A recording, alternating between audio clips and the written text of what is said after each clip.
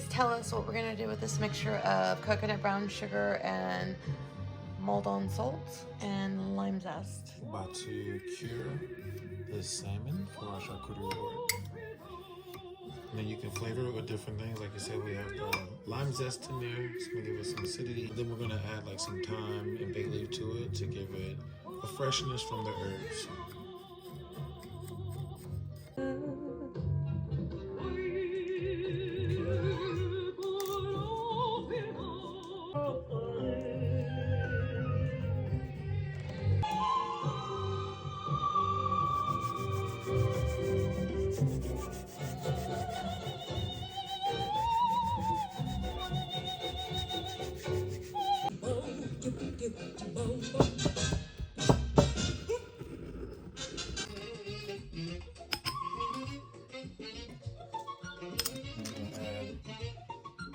Liberal amount, excessive amount, which you may think, oh my god, we're gonna rinse it. Once it has worked his curing magic. Can I smell it? Because from here it smells so good. Oh yeah, that's one thing. Let me smell. A lot of times people incorporate the bay leaf, and that's why. I Wow, like that smells so good. Fresh bay leaf. Wow. Fresh bay leaf. Dry. Beautiful here. That looks gorgeous. Draw all that moisture out of there. Okay. Yes, I dampened paper towel and I put it across the top to create a protective barrier. Since the salt and sugar are going to draw moistures, you're going to put it in your refrigerator. It's also going to draw the moisture out of the refrigerator. So you want to try to create a barrier, a moisture barrier. We're going to cover this with plastic to create a oxygen-proof barrier. Or silicone wrapped. Or silicone wrapped. I say we Right will there. need a spatula. Spatula. Spatula. Wow. Look at that consistency of that vegan mayo. So it's the liquid from the chickpea, Aqaufaba, blended with oil and some type of acidity. In this case, we use lemon juice. And voila, you have yourself a vegan mayo. Vegan mayo. Nappe consistency. Once you wipe, you can still see.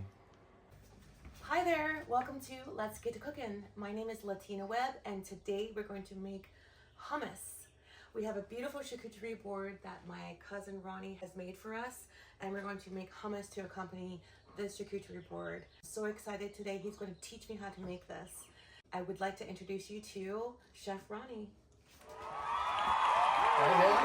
So good to see you. I'm so glad you came to visit me. Yeah, no worries. Thanks for having me. Absolutely, and be on my show today. So we were going to make a hummus, and you were going to teach me how to make a hummus from scratch. Absolutely. So how do we do this? So hummus is originally started with garbanzo beans that have traditionally been soaked and then braised. So today what you will also do is like separate your liquid from the garbanzo beans, and then we're going to turn it into a puree of sorts or a spread. Okay. So you have different ingredients. What do we The have main here? ingredients for hummus is going to be tahini, which is a sesame seed paste. Yep. We have olive oil, extra virgin. We have acidity, in this case lemon juice, and we have a little lemon zest in there as well to give it like a kick of acidity. Right. And then we also have some of the reserve liquid from the garbanzo beans, And you which were is telling known me- as Aqaufaba. Yes, I learned that today. It was very, very exciting. And also we made our mayo from the Aqaufaba. Yes, we made a vegan mayo, really easy to make. A little bit of Aqaufaba, which is the reserve liquid from your garbanzo beans. Either you can use canned garbanzo beans and save that liquid, or if you braise it yourself, you save the braising liquid. Okay, got And you. then you just added the acidity, lemon juice, and olive oil to a blender until it emulsifies, which is like thicken and incorporate. And then you have your vegan mayo. Awesome, that is so exciting to know. And here, chickpeas are so versatile. Yes, yes, they are. And they have a lot of protein as well. They sure do. All right, so we have a can of chickpeas here. Yes, we have that drained and ready to go. This is roughly 2 cups. Okay. And so we're going to add back to that our liquid, which is the Aqaufaba. It's about 1 tablespoon to 2 tablespoons Okay. per cup. And that's just going to give it some liquid to get it moving once you start blending it with the immersion blender. Okay. So then we can add our acidity. And how much do we have here? So that's about 3 tablespoons of lemon juice. I saw it looks like that. And the lemon zest you added. And the zest as well. We went ahead and put it in there. Save some Awesome. vessels. And then now we're going to add our tahini, which is our paste. Okay, do we need a spatula for that? Yeah, we can scrape that out, get all that goodness. I got one right here. Perfect. Stay ready. Okay. tahini, raw tahini. All right, and then. Okay, so now we can actually start blending it, and we're going to slowly incorporate our olive oil. Got you. And I'll go ahead and get rid of these for you while you work on that. Thank you. Perfect. You want to start slow so that liquid doesn't go everywhere and shoot all over everything and mess up the nice pretty kitchen. At this point, we're going to add half of our olive oil. Okay. Perfect. How am I doing, cuz? You're doing great.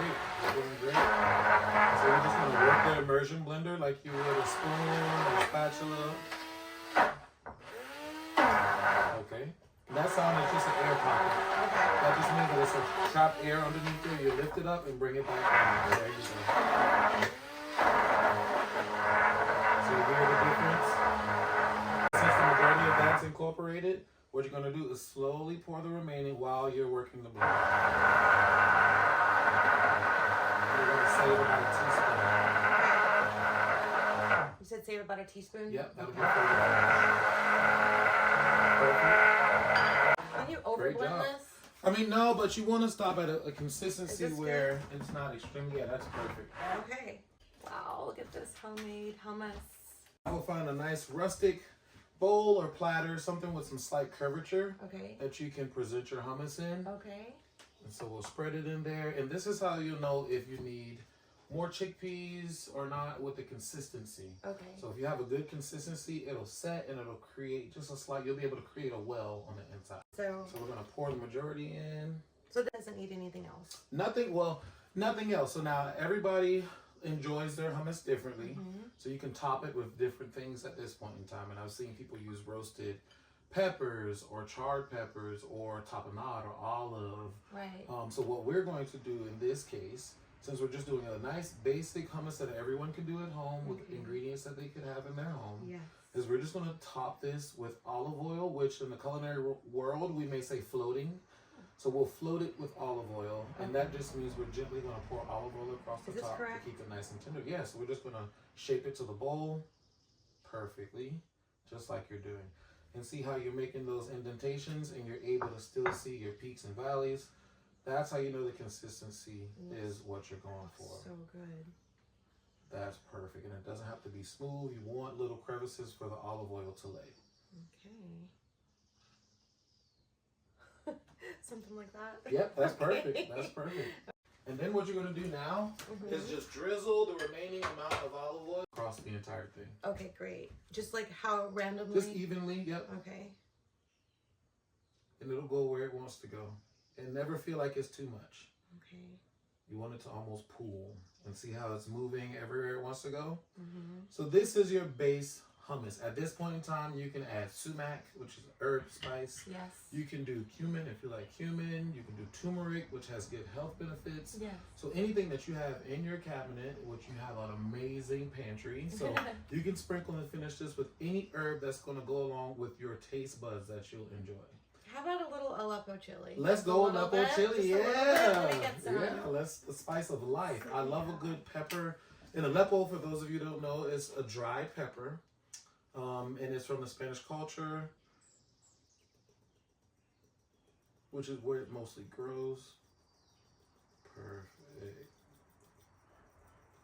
How's that? That's good. And just remember when you're garnishing, you want to think, am I going to get a little bit of this in every bite? Okay. With whatever we're going to utilize.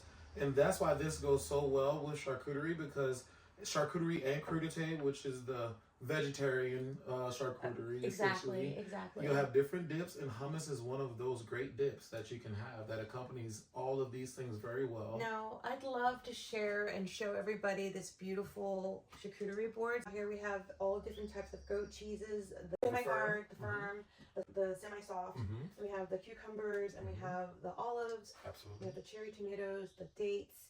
We have blueberries and cherries, and we have this beautiful chicken salad, deviled eggs with crispy chicken skin, which is my cousin's own recipe. It's his best. One of my signature dishes. Yes. Exactly. He made that for us today, and then we also cured some salmon. Yes, house cured salmon. Oh, we my goodness. cured it last night, and the curing process is something that originated from you know, before we had refrigeration, we could save our proteins and stuff in the refrigerator. Absolutely. So we would use salt and sugars to kind of draw the moisture, some of the enzymes out that were harmful, and it allows the meat to last a little bit longer. So it's almost like with vegetables and fruits we can, but with meats we cure. Okay, and I have to ask you one more question.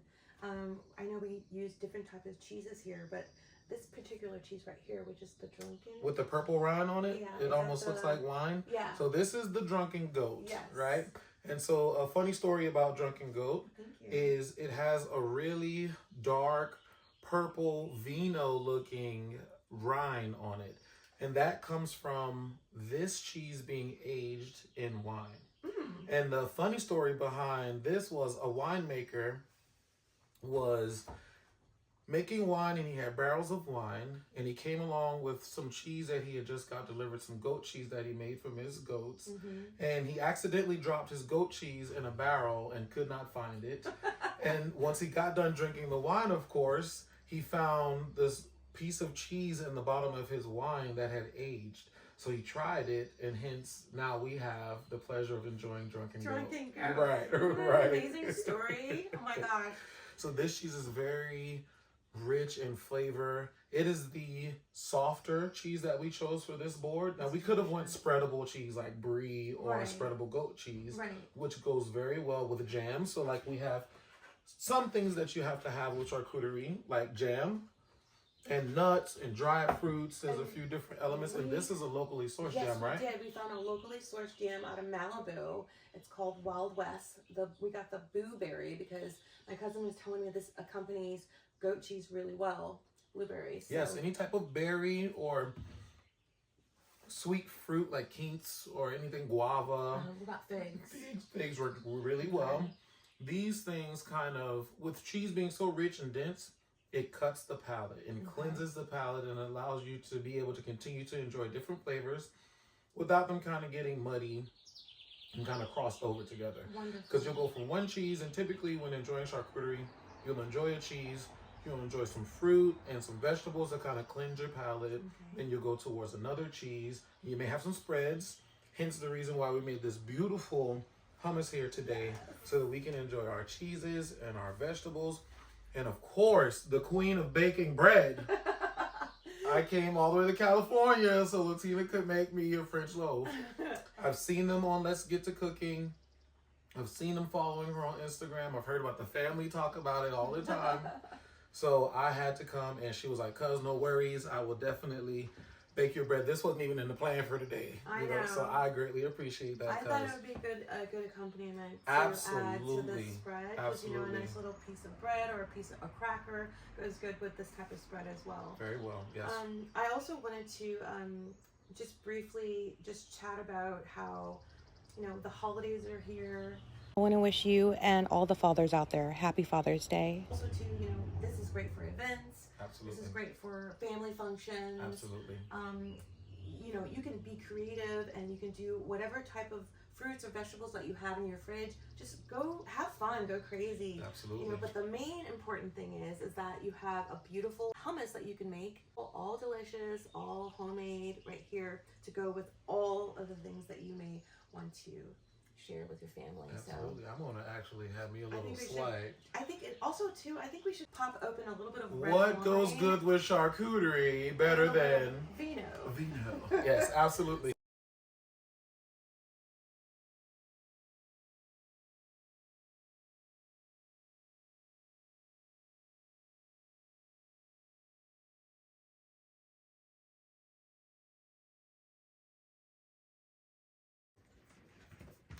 Okay, so as you can see, this is a beautiful charcuterie board. We have our beautiful hummus that we made for it. And now we have this bread. We're going to slice it. Okay. Oh my gosh. Delicious. So with this particular loaf of bread, because I ran out of honey, I normally make my bread with a teaspoon of honey. I used coconut brown sugar this time, so. Ooh, okay. That's good, especially for like diabetics. Yeah, trying something a little different. Sugar, yeah. Exactly. So, how's that, cuz? Perfect. I'm ready to nibble. Ready to nibble, guys. Let's go. We've been working so hard on this. We cured the salmon the night before. Prepped everything, the eggs the night before, and I can't wait to try those. Chicken salad, deviled eggs with crispy chicken skin. Oh my gosh! I miss bacon once I stopped eating pork. Nostalgia from having bacon. Exactly. You know, because it has that crispiness that bacon has, and it has not as much fat content and grease. It's slightly healthier, and so it was easy for me to implement utilizing crispy chicken skin. And so I actually, for my first appetizer when I went solo, many years I've been cooking, almost 23 years. The last 5 years of that, I've been a private chef and caterer. Nice. And it was one of the first things I put on my menu. And now I cannot beat people away. Can't keep it off your menu. Yes, it's the #1 requested item that I make. Yep. Can you please tell everybody where they can find you on the web? Yes, so my business is International Soul Cuisine. Okay. I am the International Soul Chef. So you can find me on Instagram at International Soul Chef. Okay. My email is as well as internationalsoulchef.com. Awesome. Awesome. Okay, let's do a toast. Yes. I want to thank you for helping me today. Most and certainly. teaching everybody how to make something wonderful, hummus, and this beautiful spread that you made. It is so beautiful. I'm so happy that you came. Cheers to you. I have a little knife here too. Ooh. Try this hummus. Wow. It's good. Yeah. It's really good. The bread is good. It is. It's a little denser than normal, but I like it. I like it as well. The thing is, like, you can't really tell that there's no sugar in this bread. Right. And if you were to tell me that this was coconut sugar, You wouldn't be able to tell. I wouldn't be able to find it. So I'd like to try some of that salt-cured salmon. Okay. I've never done this before, and now I'm going to start doing this. He taught me how to make it. He taught us how to make it. So. Very easy. And it adds a certain depth of flavor. So good. I'm going to try it with this cucumber. It's delicious. That's a good idea. I love cucumbers. They're very hydrating.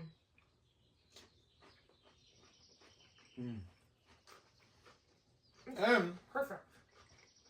We also use that coconut raw sugar instead of regular granulated sugar with this. We sure did. And you can really get the flavor profile from the coconut. I didn't think that it was going to be so prevalent, but it's really nice, isn't it? Yeah. Not overpowering though. Not overpowering. I could eat this. Deviled eggs? Yes, please. Okay. A twist from a deviled egg, right? So it's like, it's almost like a chicken pate. The texture of the chicken that you cut up in there. What else do you have in there? This is delicious. And you also use the vegan mayo that you made. Yep. Oh my god, this is so good. Yep. What a treat. Yep. Ooh, Cheers our eggs. It's good. Wow, I love the texture. And it's just delightful. It's a nice twist. And the crispy chicken skin. Nice little really good. crunch. You used lemon juice, right? For your homemade mayo.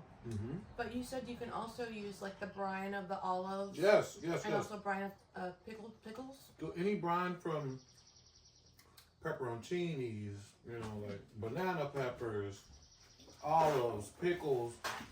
Here, sir. Those brines are also very good. Thank you so much. For the acidity, but also a flavor profile because it has been infused with the flavors of the vegetable or produce that's inside the brine. So that can give it a nice depth of flavor if you kind of get tired of lemon and everything. Like some people's like lemon, add lemon juice for this. Acidity, if you want acidity, add lemon juice for this or lime juice for this. You can also achieve that acidity from vinegars and salts, brines and different things like that. So excellent. I love it. Also be really good on top of this hummus. It's probably like a pickled onion. Ooh. Right? Pickled onions, pickled red onions, some pickled olives. You can do a relish. You really can get creative with it. You can do roasted garlic. Yummy. You can put that on top of there. Maize balls. You can add a little bit of extra sesame seeds. You sure can. On top. You sure can. This is great. So I'm good. so excited. Let's get to cooking, everybody. Let's get to cooking.